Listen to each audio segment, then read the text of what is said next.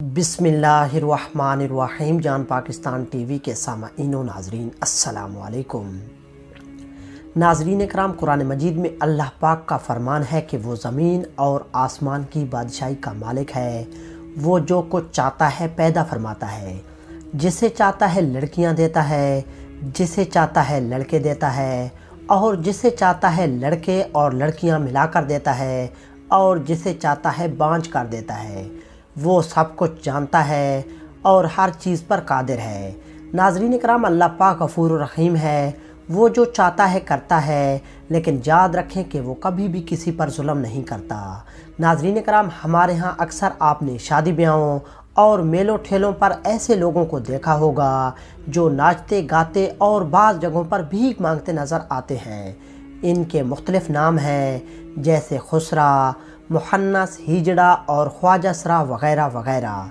इनमें सिवाय ख्वाजसरा के बाकी के नामों में तहकीर और तंज़ नज़र आता है। लफ्ज़ ख्वाजसरा ये कदरे बेहतर नाम है।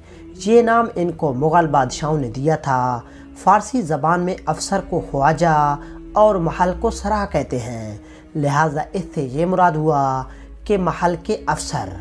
लेकिन जहाँ एक अहम ख्याल आपके जहन में आ रहा होगा कि आखिर ये तीसरी जिनस के लोग पैदा होते कैसे हैं। नाज़रीन कराम, जहाँ तक बायोलॉजी और इंफॉर्मेशन का ताल्लुक़ है तो साइंसी तौर पर जब इंसान की पैदाइश होती है तो बच्चे के जीन्स के तयन के वक्त मर्द और औरत के क्रोमोसोम्स आपस में मिलते हैं। इनमें से कुछ क्रोमोसोम्स ऐसे होते हैं जो जीन्स का तयन करते हैं। अगर मेल के क्रोमोसोम्स गालिब हों तो लड़का पैदा होता है, और अगर औरत के क्रोमोसोम्स गालिब हों तो लड़की पैदा होती है। लेकिन तीसरी जीन्स के केस में ये इत्फाक होता है कि मर्द और औरत दोनों के क्रोमोसोम्स बराबर हो जाते हैं, जो कि अमूमन बहुत कम ही ऐसा होता है। ऐसी सूरत हाल में जो बच्चा पैदा होता है वो ना ही मर्द और ना ही औरत होता है। यहाँ एक बात जो बहुत ही कम लोग जानते हैं कि तीसरी जीन्स के अंदर भी मेल और फीमेल्स होते हैं। इसका तयन ऐसे होता है कि तीसरी जीन्स में मेल क्रोमोसोम्स फीमेल क्रोमोसोम्स पर गालिब आ जाएं तो वो मेल ख्वाजसरा कहलाते हैं, और अगर फीमेल क्रोमोसोम्स मेल क्रोमोसोम्स पर गालिब आ जाएं तो वो फीमेल ख्वाजसरा कहलाते हैं। नाज़रीन कराम, ख्वाजसराओं में भी किस्में होती हैं। पाकिस्तान के सूबा सिंध में ख्वाजसराओं के बाकायदा डेरे मौजूद हैं। इन डेरों को सिंधी ज़बान में मड़ी कहा जाता है, जहाँ सिंध के ख्वाजसराओं के सबसे अहम गिरोह रहायश पजीर हैं। ख्वाजसराओं की एक किस्म ओलाखड़े भी है, जिनका दावा है कि वो पैदाइशी तौर पर जिनसी सलाहियतों से महरूम होते हैं।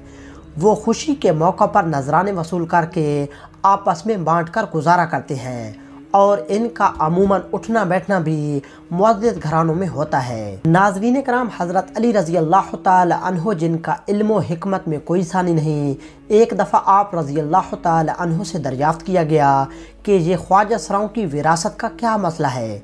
तो आप रज़ी अल्लाह ताला अन्हो ने फ़ौरन जवाब दिया कि ख्वाजसराओं की विरासत का तयन इसकी मुशाबहत की बिना पर किया जाएगा, यानी अगर वो मर्द के मुशाबह है तो वो मर्द का हिस्सा पाएगा, और अगर इसकी जिसामत औरत के मुशाबह है तो वो इसे औरत का हिस्सा मिलेगा। इससे मालूम होता है कि इस्लाम ने औरत और मर्द की तरह तीसरी जिन्स को भी हकूक़ से नवाजा है। एक दफ़ा एक शख्स ने खंसा यानी ख्वाजसरा से शादी कर ली, और महर में इस शख्स ने अपनी बीवी यानी ख्वाजसरा को एक लौंडी तोहफे में दी।